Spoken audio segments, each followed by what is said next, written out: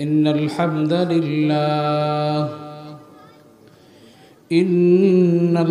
لله الأكرم الذي خلق الإنسان وكرم وعلمه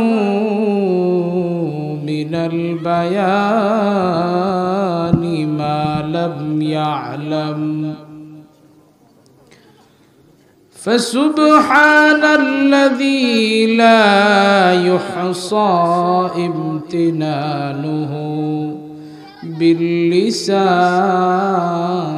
ولا بالقلم، ونشهد أن لا إله إلا الله وحده لا شريك له، ونشهد أن سيدنا وسندنا وحبيبنا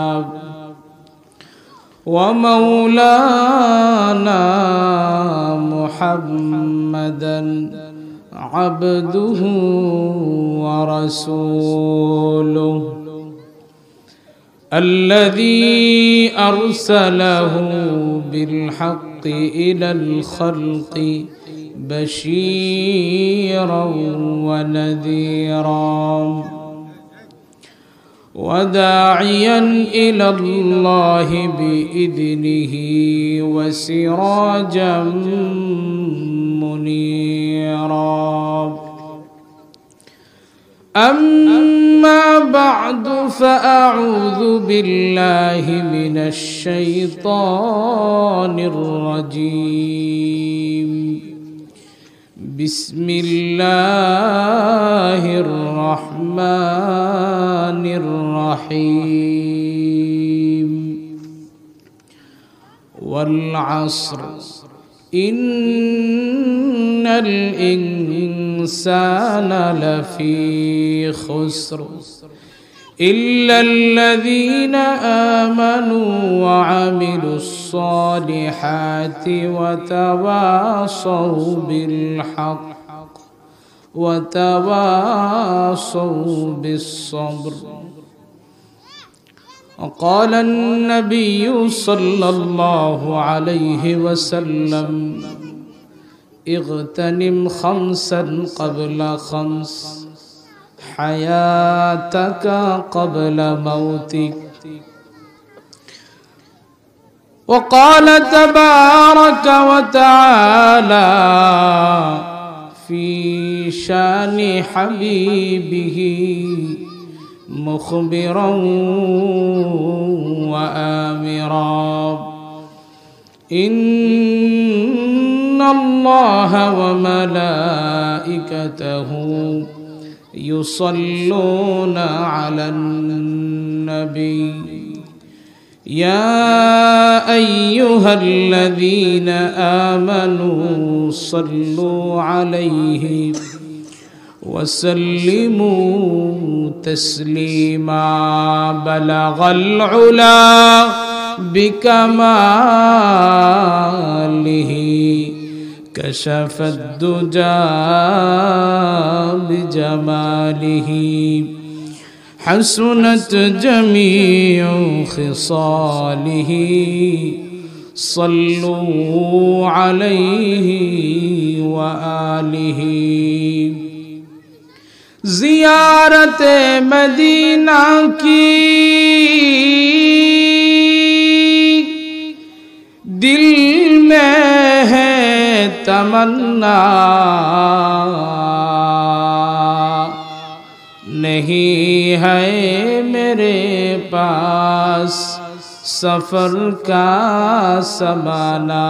بلغ العلا بكماله، كشف الدجى بجماله، حسنت جميع خصاله. صلوا عليه وآله.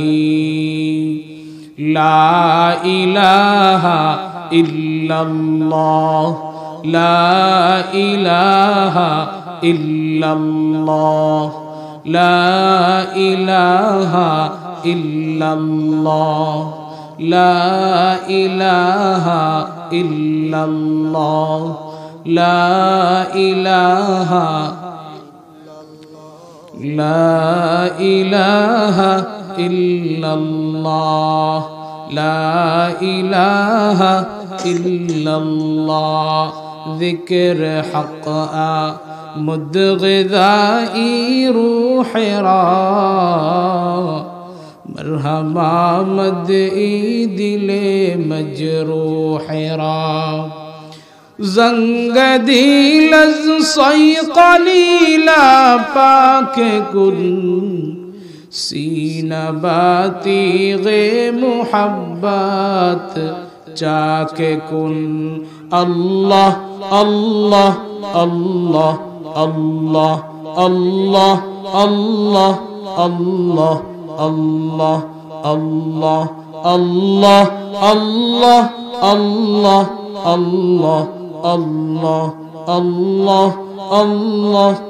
Allah Allah Allah Allah Allah Allah La ilaha illallah মুহাম্মাদুর রাসূলুল্লাহ সাল্লাল্লাহু আলাইহি ওয়াসাল্লাম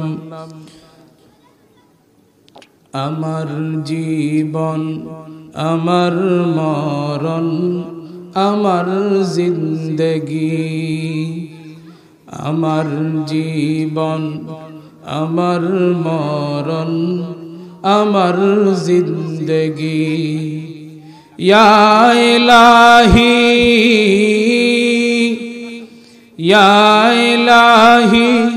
कबूल कर आमार बंदगी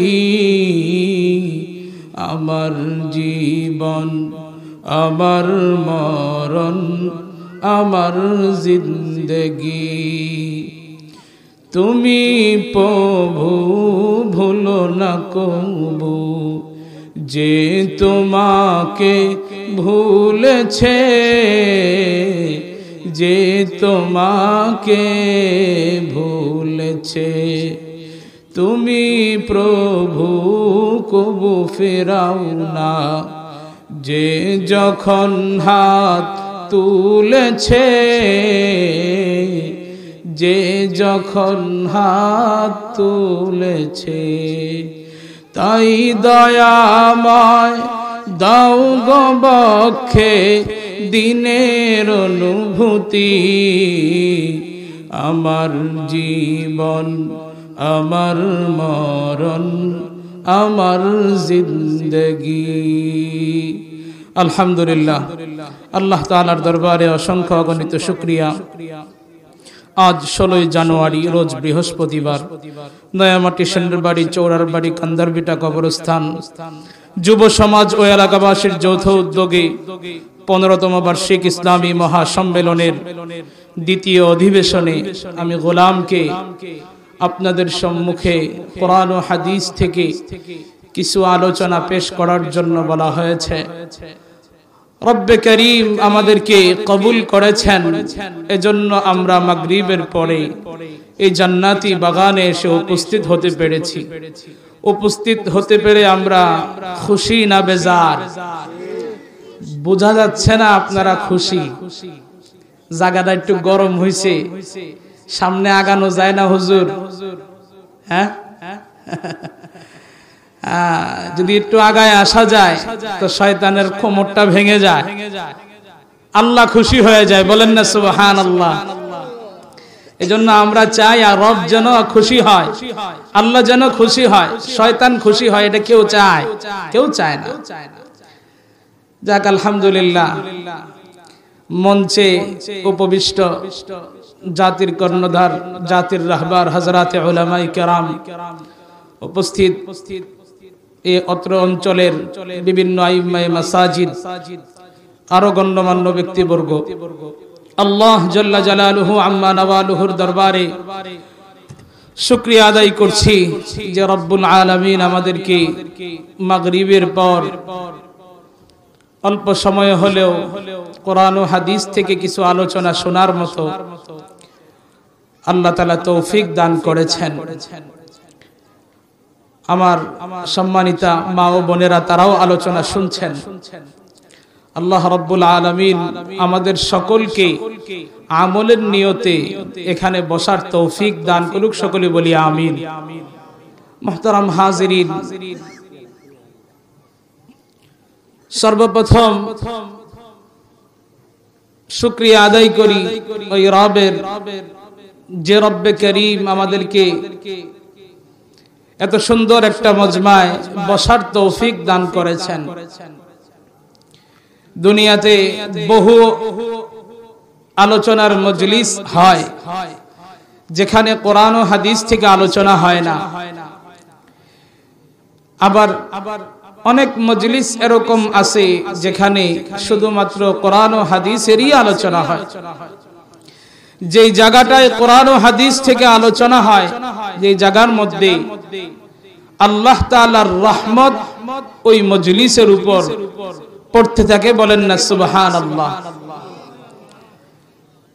সম্মানিত উপস্থিতি, এই সব কিছুই রবের দয়া,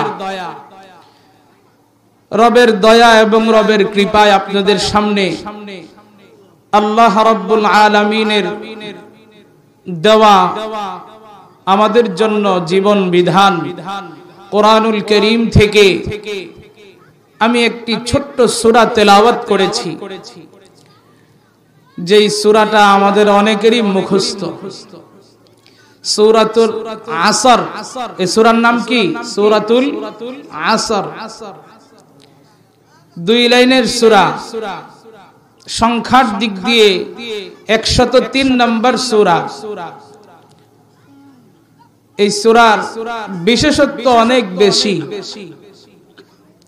হাদিসে পাকের মধ্যে এসেছে, আল্লাহর নবীর সাহাবীরা যখন দুইজন পরস্পর সাক্ষাৎ হতো, তো একজন আরেকজন এর কাছে সূরাতুল আসর তেলাওয়াত করে শোনায় দিতেন।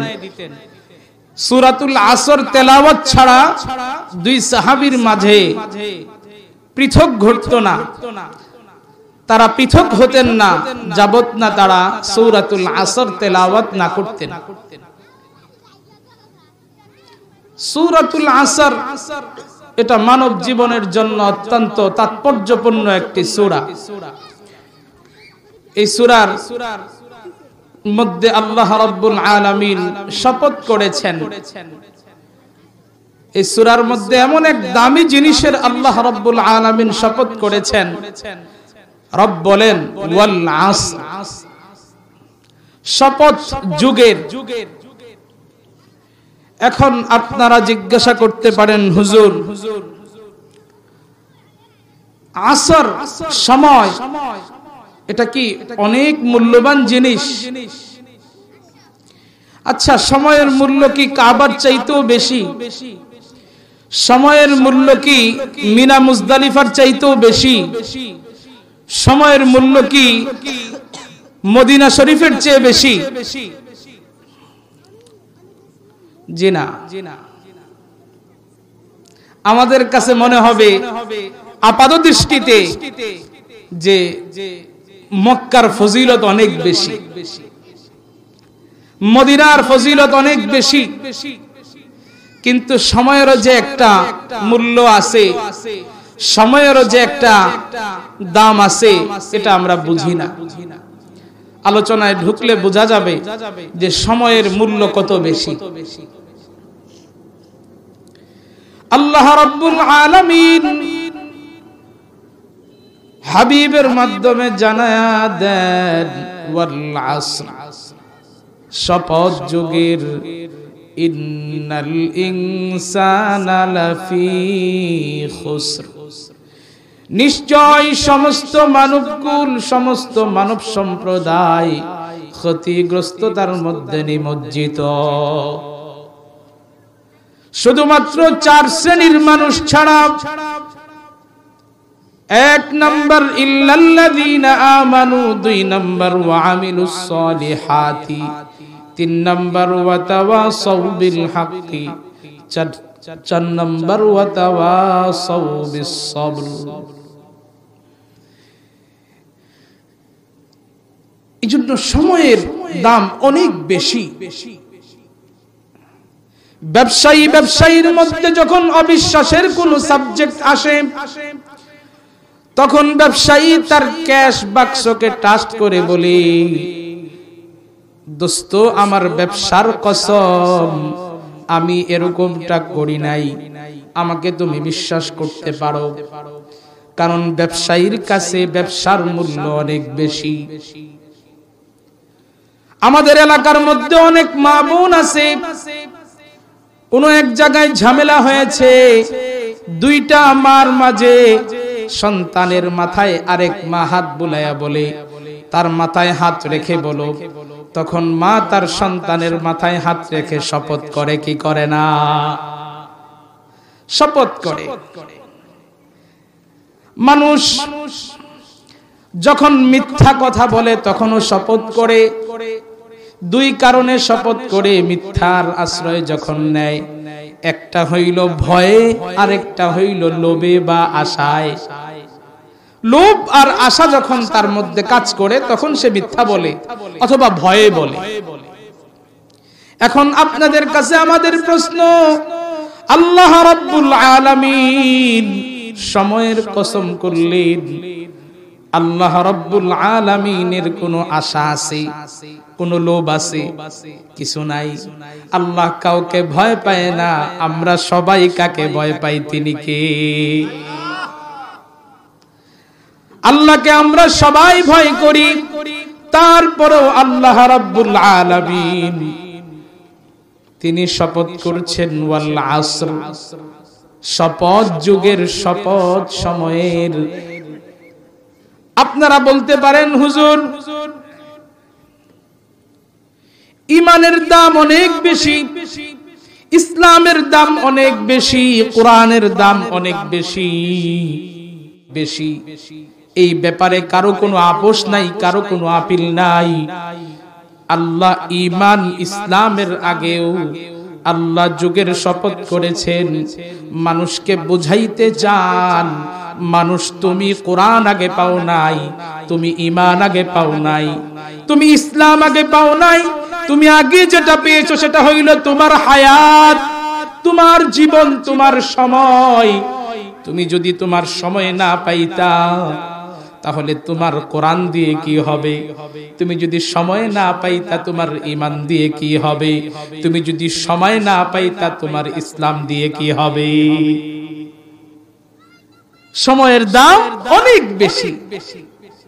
আল্লাহ রাব্বুল আলামিন জগতের মানুষকে এমন একটা নিয়ামত দান করেছেন, যেই নিয়ামতটা এট ফার্স্ট এবং স্ট্যান্ডার্ড, সর্বপ্রথম পেয়েছি এবং সবচেয়ে দামি নিয়ামত।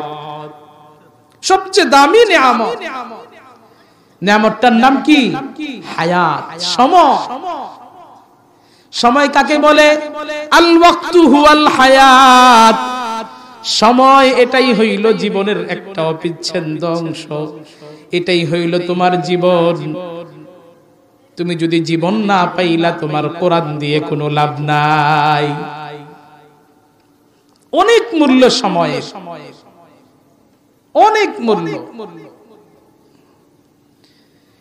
এজন্য আল্লাহ রাব্বুল আলামিন বহু নিয়ামত দান করেছেন। আল্লাহ তাআলা বলেন, ওয়া ইন তাউদ্দু নি'মাতাল্লাহি লা তুহসুহা।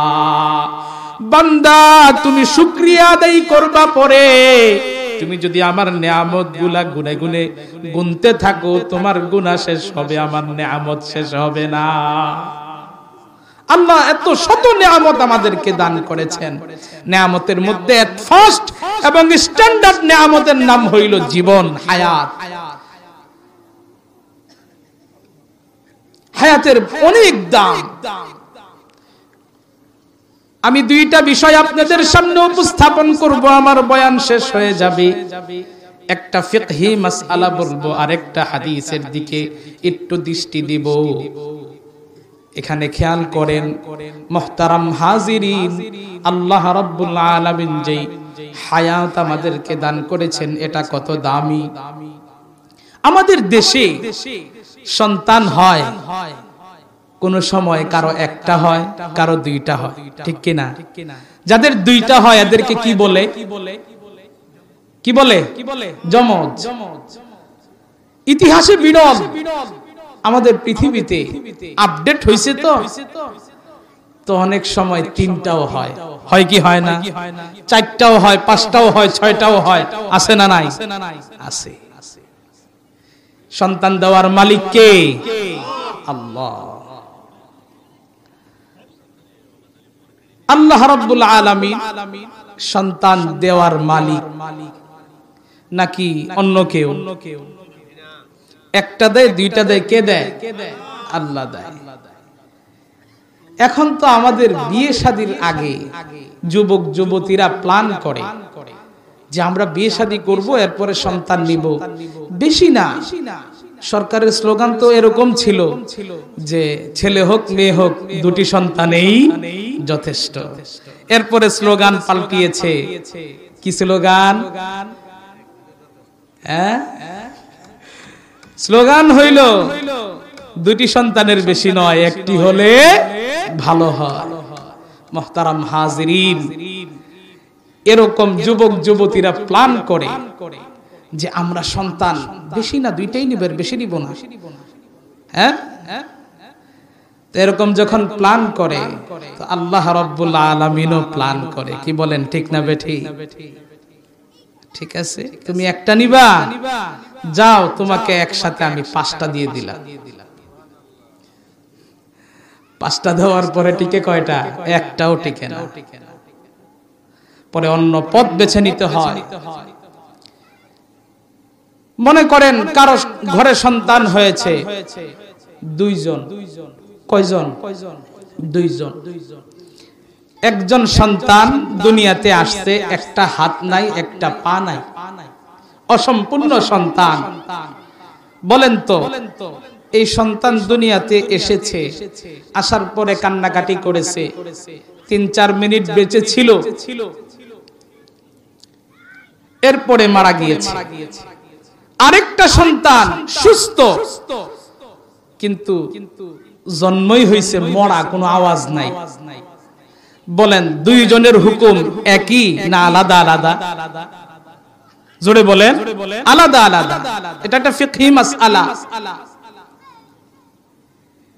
যেই সন্তানটা কান্নাকাটি করেছে, একটা হাত নাই, একটা পা নাই, তার মূল্য এত বেশি, এত বেশি, কাল কিয়ামতের মাঠে আল্লাহ রাব্বুল আলামিন তাকে 10 দুনিয়া পরিমাণ একটা জান্নাত দিয়ে দিবে।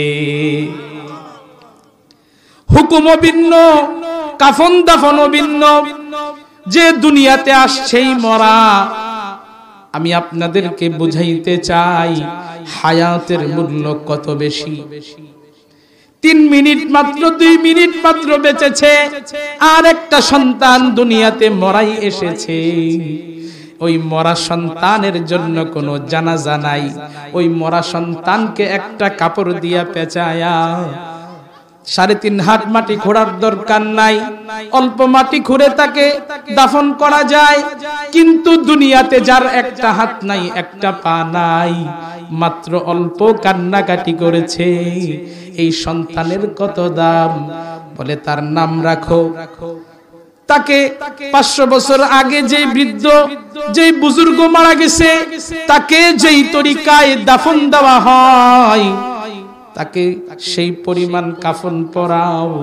কাফন পড়াইয়া, জানাজা পড়াইয়া, এরপরে 3.5 হাত মাটির নিচে রেখে দাও। এই সন্তান যখন 10 দুনিয়া জান্নাতের ডিক্লার হয়ে যাবে, সন্তানটা কেমন করবে একটু উদাহরণ দিলে বুঝবেন। আমাদের এখানে আজকে মাহফিলের এখানে নানা আর নাতি অনেকেই এসেছে। নাতি ছোট মানুষ, আসার পর সে বাজারে গেছে, নানা তাকে সুন্দর সুন্দর খাবার ক্রয় করে দিয়েছে। এবার নাতি তাকে বলতেছে যাও সোজা বাড়িতে যাও, সন্ধ্যা ঘনায়া এসেছে, রাতের অন্ধকারে তোমার ক্ষতি হবে। এবার নাতি বাড়া যায় না, দাঁড়ায় রইছে। ওই কিরে তুই যাস না কেন, কথা বল। তখন নাতি বলে না না আমাকে 10টা টাকা দাও, কারণ তার যে মনের একটা চয়েস আছে, সে 10 টাকা দিয়ে কিছু ক্রয় করে নিয়ে যাবে, অথবা এই 10 টাকা রেখে দিবে, পরের দিন খাবে। এই ধারণা করে নানা তাকে কচকচা একটা 10 টাকার নোট দিয়েছে। নাতি এবার সোজা বাড়ির দিকে রওনা হইছে। নানা আবার মাহফিলের প্যান্ডেলে চলে এসেছে। কিছুক্ষণ পর ওই ছোট বাচ্চাকে দেখা যায়, সে এক পা আগায় আরেক পা পিছনে তাকায়, দেখে নানা কদ্দুর গেল। নানা তো মাহফিলে চলে এসেছে। নাতি দৌড়াইয়া আবার মেলার মধ্যে গেছে। কোন এক জরুরতে নানা যায় আবার সেই মেলার মধ্যে। নানা আর নাতি মুখামুখি সংঘর্ষ। এবার নানা নাতিকে বলতেছে, নাতি আমার, তোরে না পাঠাই দিছি, এত খাবার দিছি, তারপরও তুমি এখানে ঘুরতেছো কেন? নাতি এবার বলে সবকিছুই তো দিয়েছেন, আমাকে কি একটা বাঁশি কিনা দিছেননি? বাঁশি, তার যে একটা মনের চয়েস আছে, একটা বাঁশি, ওই বাঁশির মধ্যে ফু দিলে বাঁশিটা লম্বা হয়। নাতির কাছে বড় আনন্দ লাগে। নাতি এটা কেনার জন্যই বাজারে এসেছে। মুহতারাম হাজিরিন, ওই ছোট বাচ্চা যার একটা হাত নাই, যার একটা পা নাই, সুন্নাত তরিকায় যাকে গোসল করায়া কাফন পরায়া তাকে কবরস্থ করা হয়েছে, জানাজা পড়ায়া, তার কত দাম। সে দুনিয়া থেকে বিদায় নেওয়ার পরে আখিরাতে যখন সে চলে যাবে, আল্লাহ রাব্বুল আলামিন যখন তাকে জান্নাতের ন্যাশনাল আইডি কার্ড দিয়ে দিবে, যে 10 দুনিয়া পরিমাণ জান্নাতের আইডি কার্ড তোমাকে দিয়ে দিলাম, সে জান্নাতের আশেপাশ দিয়ে ঘুরবে, কিন্তু জান্নাতে ঢুকবে না। ফেরেশতারা জিজ্ঞাসা করবে, আরে তোমার কাছে ন্যাশনাল আইডি কার্ড, তুমি কেন জান্নাতের দিকে যাও না? আমি এখানে 2 জন ব্যক্তিকে খুঁজতেছি, আমার মা কোথায়, আমার বাবা কোথায়? যেই মা বাবা এর কারণে আমি দুনিয়ায় আলোর মুখ দেখেছিলাম, মাত্র 2 মিনিট হায়াতের জিন্দেগি পেয়েছিলাম। 2 মিনিট হায়াতের এত দাম, 2 মিনিটের কারণে আমি আজকে 10 দুনিয়া পরিমাণ জান্নাতের মালিক হয়েছি। আমি ওই মা বাবাকে ছাড়া কবরে যাই, আমি ওই মা বাবাকে ছাড়া জান্নাতে যাইতে চাই না। ওই মা বাবাকে নিয়ে আমি জান্নাতে যেতে চাই। সুবহানাল্লাহ। বলেন হায়াতের দাম আছে না নাই? হায়াতের দাম অনেক বেশি, সময়ের দাম অনেক বেশি। এজন্য আল্লাহ রাব্বুল আলামিন কোন ফালতু জিনিসের কসম খান নাই, বরং অনেক দামি জিনিসের কসম খেয়েছেন। আল্লাহ রাব্বুল আলামিন বলেন ওয়াল আসর, শপথ যুগের, শপথ সময়ে। এটা আল্লাহ তাআলার শপথ। এজন্য মুহতারাম হাজিরিন, আপনাদের খেদমতে আরেকটা হাদিস বলি, আমার আলোচনা এখানেই শেষ হয়ে যাবে। হযরতে তালহা ইবনে উবাইদুল্লাহ রাদিয়াল্লাহু আনহু, আল্লাহর নবীর সাহাবী, স্বপ্ন যুগে দেখতেছেন, হাদিসের মধ্যে এসেছে 2 জন সাহাবী যারা আল্লাহর রাসূলের হাতে ইসলাম ধর্ম গ্রহণ করেছেন। গ্রহণ করার পরে একজন সাহাবী 1 বছর আগে কোন এক যুদ্ধে শহীদ শাহাদাত বরণ করেছেন। আরেকজন সাহাবী 1 বছর পর সে দুনিয়াতে স্বাভাবিক মৃত্যুবরণ করেছেন। এই 2 জনকে তিনি স্বপ্ন দেখেন যে জান্নাতের মধ্যে সে 3 জন সাহাবী, তালহা ইবনে জুবায়ের এবং ওই 2 জন সাহাবী জান্নাতের সদর দরওয়াজায় দাঁড়ায় রইছেন। এমন সময় একজন ফেরেশতা এসে 1 বছর পরে যিনি স্বাভাবিক মৃত্যুবরণ করেছেন তার হাত ধরেছেন একজন ফেরেশতা। হাত ধরে বলতেছেন, ভাই আপনার জান্নাতে যাওয়ার পারমিশন হয়ে গেছে, চলেন আপনি জান্নাতে চলেন। তালহা ইবনে উবাইদুল্লাহ আশ্চর্যান্বিত হলেন। 1 বছর পূর্বে শাহাদাত বরণ করেছে, তাকেই না আগে জান্নাতে দাওয়াত করবে, নিমন্ত্রণ করবে, কিন্তু 1 বছর পরেই যিনি ইন্তেকাল করেছে স্বাভাবিকভাবে তাকে কেন নিমন্ত্রণ করা হলো? তিনি কিছু বললেন না। ফেরেশতা ওই সাহাবীকে নিয়ে জান্নাতের ভিতরে ঢুকে গেলেন। কিছুক্ষণ দাঁড়ানোর পর ফেরেশতা আবার আসলেন দ্বিতীয় ব্যক্তিকে নেওয়ার জন্য। এবার তালহা ইবনে উবাইদুল্লাহ উনি ফেরেশতার হাত ধরে বললেন, ভাই আমি জানতে চাই প্রথমে কেন তাকে নিয়ে যাওয়া হলো, দ্বিতীয়বার কেন তাকে আহ্বান করা হলো? কারণ সে 1 বছর আগে শহীদ হয়েছে আর সে 1 বছর পরে স্বাভাবিক মৃত্যুবরণ করেছে। হঠাৎ করে তালহা ইবনে উবাইদুল্লাহর ঘুম ভেঙে গেল। এর ব্যাখ্যা জানতে চাইতেছেন হযরতে নবী করিম সাল্লাল্লাহু আলাইহি ওয়াসাল্লামের নিকট। এবার আল্লাহর নবী বলেন, তালহা যে সাহাবী 1 বছর পরে মারা গিয়েছে সে প্রতিদিন 5 ওয়াক্ত নামাজ পড়তো কি পড়তো না, এটার জবাব দাও। তালহা ইবনে উবাইদুল্লাহ বললেন, হ্যাঁ পড়তো। তালহা তুমি এটার জবাব দাও, সে একটা রমজান বেশি পাইছে কিনা, এটার জবাব দাও। সে শবে বারাত পেয়েছে কিনা, এটার জবাব দাও। সে লাইলাতুল কদর পেয়েছে কিনা, এটার জবাব দাও। তখন তালহা ইবনে উবাইদুল্লাহ বললেন, হ্যাঁ। বললেন, হিসাব অনুযায়ী যে 1 বছর আমল যে বেশি করেছে সেই তো আগে যাওয়ার কথা।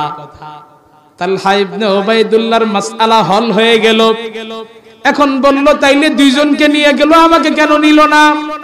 কারে তুমি তো দুনিয়াতে বেঁচেই আছো, এজন্যই তোমাকে নেয় নাই, তোমাকে জান্নাতে আমন্ত্রণ করে নাই।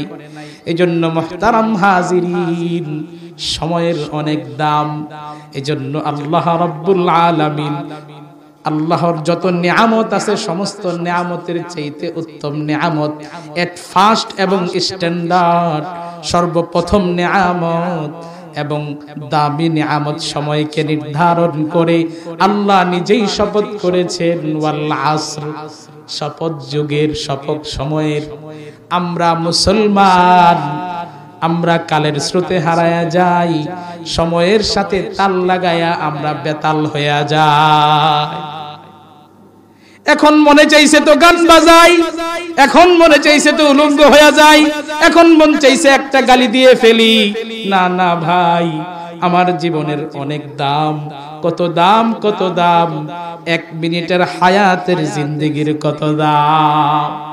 একজন মুমিন মুসলমান সে যদি বসে বসে সুবহানাল্লাহ সুবহানাল্লাহ সুবহানাল্লাহ সুবহানাল্লাহ সুবহানাল্লাহ বলতে থাকে, এক একটা সুবহানাল্লাহ এক একটা গাছ লাগায়া দেয়। কোথায় লাগায়? কোথায়? দুনিয়ার বাড়িতে না জান্নাতে? জান্নাতের বাড়িতে একটা করে গাছ লাগে, কিন্তু বিশ্বাস হয় না। কারণ বিশ্বাস হয় যদি ওইখানে গাছ, ওই গাছ দিয়ে কি ফার্নিচারের ব্যবসা করা যাইবনি? কি বলেন? এক একটা গাছ আমার জন্য ওসিলা হয়ে যাবে, আমার জান্নাতের জন্য ওসিলা।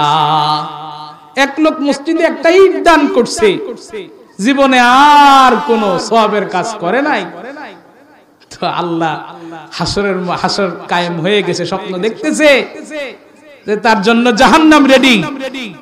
সে বলতেছে, আমি আল্লাহ ওই মসজিদে একটা ইট দিছিলাম, শুনছিলাম আলোচক বলছিল একটা ইট দিলে জান্নাতে একটা ইট পাওয়া যাবে, আমার ইট আমারে ফেরত দাও। সুবহানাল্লাহ সুবহানাল্লাহ। হায়াতের জিন্দেগির কত দাম, নেক আমলের কত দাম, একবার সকলেই পড়েন না সুবহানাল্লাহ। গাছ লেগে গেছে একটা, সুবহানাল্লাহ আর বলবেন না? যে সময় পাইবেন রাস্তায় হাঁটবেন আর বলবেন সুবহানাল্লাহ সুবহানাল্লাহ সুবহানাল্লাহ সুবহানাল্লাহ। জান্নাতে গাছ লাগাই দিবে কে? গাছ মনে হয় আমাদের ওই যে চারা গাছের মতো নাকি? কিরকম গাছ? আরব তেজি গোড়া যদি 500 বছর দৌড়ায় ছায়া, গাছের ছায়া অতিক্রম করতে পারবে না। সুবহানাল্লাহ। ফজিলত বুঝি না আমরা। হায়াতের জিন্দেগির কত দাম, কত দাম। এজন্য আমরা সমস্ত পুঁজি দিয়া যদি তরকারি কিনি, আজকে বৃষ্টি হয়েছে, কালকে যদি দিন ভালো থাকে, তাহলে এই তরকারি আমার আগামীকাল বিক্রি করা যাবে কি যাবে না?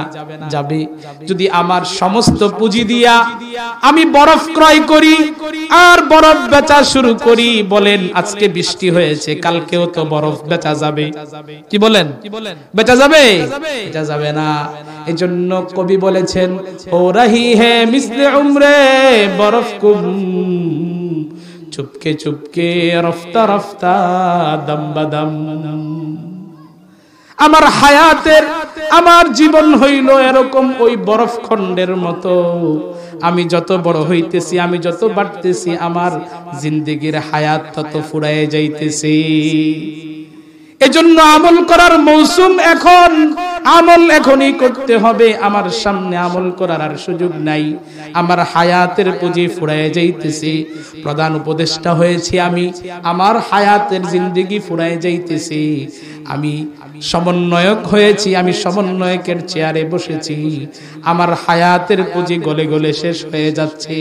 আমি ইমাম সাহেব মসজিদে ইমামতি করতেছি, আমার হায়াতের জিন্দেগি শেষ হয়ে যাচ্ছে। আমি চাকরিজীবী, আমি চাকরি করতেছি, আমার হায়াত ফুরায় যাইতেছে, আমার কোনো খবর নাই। এজন্য আল্লাহ রাব্বুল আলামিন সবচেয়ে দামি জিনিসের কসম করেছেন। আল্লাহ বলেন, ওয়াল আসর ইন্নাল ইনসানা লাফি খুসর। শপথ যুগের নিশ্চয় সমস্ত মানুষ ক্ষতিগ্রস্ত, তার মধ্যে শুধুমাত্র 4 শ্রেণীর মানুষ ছাড়া। 1 নাম্বার, ইল্লাল্লাযীনা আমানু ওয়া আমিলুস সালিহাতি ওয়া তাওয়াসাউ বিল হাক্কি ওয়া তাওয়াসাউ বিস সবর। 1 নাম্বার যারা ঈমানদার, তারা ক্ষতিগ্রস্তদের মধ্যে নয়। 2 নাম্বার, যারা নেক আমল করে, তারা ক্ষতিগ্রস্ততার মধ্যে নয়।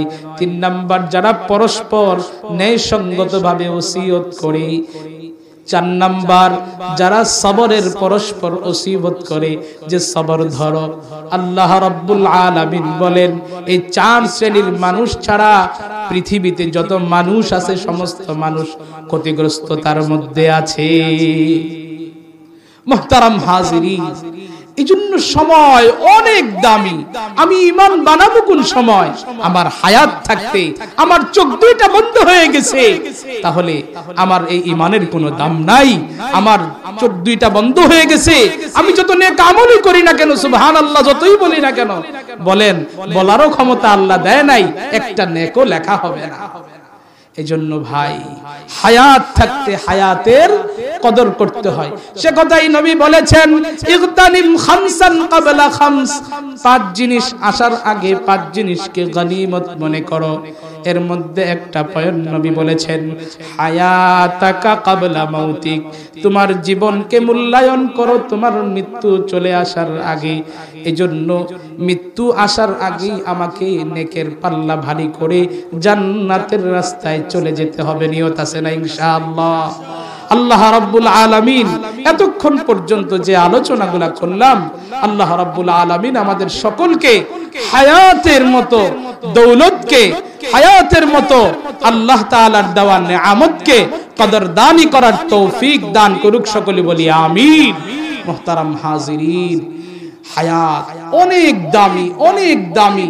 আমি আমার জীবনটাকে কোন কাজে ব্যয় করতেছি? আমি আমার যৌবনটাকে কোন কাজে ব্যয় করতেছি, আমি আমার জীবনটাকে কোন কাজে ব্যয় করতেছি, কি জিনিস দেখে আমি আমার টাইম পাস করতেছি। আমি যুবক, আমার তো এখন টাইম পাস করার দরকার ছিল মসজিদে বসে, আমার এখন টাইম পাস করার দরকার ছিল সুবহানাল্লাহর জিকির করে। কারণ যৌবন বয়সেই আল্লাহ রাব্বুল আলামিন ইবাদতকে বেশি পছন্দ করেন।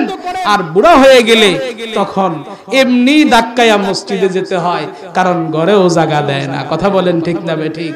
এজন্য আমল করার মৌসুম হইল জওয়ানি। জওয়ানিতে যদি আমি আমল করতে পারি, রবকে খুশি করতে পারি, তো রব আমাকে আমার জন্য ওই 10 দুনিয়া পরিমাণ জান্নাত রেডি করবেন। বলেন না সুবহানাল্লাহ? এজন্য হায়াতকে মূল্যায়ন করব তো ভাই ইনশাআল্লাহ। আল্লাহ রাব্বুল আলামিন আমাদের সকলকে আমলের তৌফিক দান করুক। সকলে বলি আমিন। ওয়া আখিরু দাওয়ানা আনিল হামদুলিল্লাহি রাব্বিল আলামিন।